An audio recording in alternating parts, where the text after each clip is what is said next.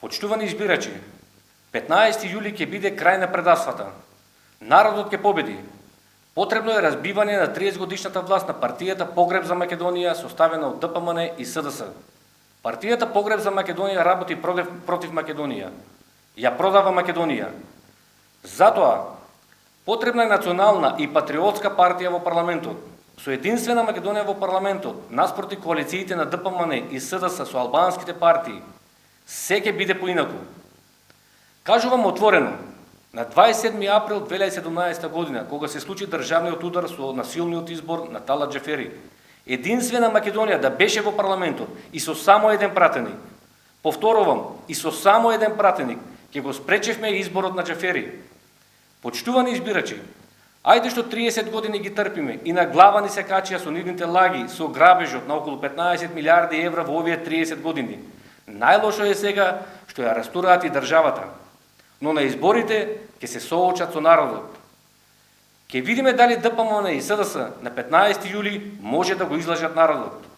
Јас сум убеден дека народот е свесен и дека нема повеќе право на грешка и ќе одбере национална и патриотска опција на која може да и верува.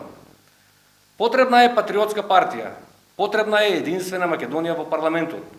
Изборите на 15 јули ќе бидат крај на предавствата, ќе се ја вратиме државата назад, а потоа е лесно да ги решиме реалните проблеми на народот. Економската наука ги измислила механизмите како се прави богата држава со добар стандард. Потребни се само честни политичари.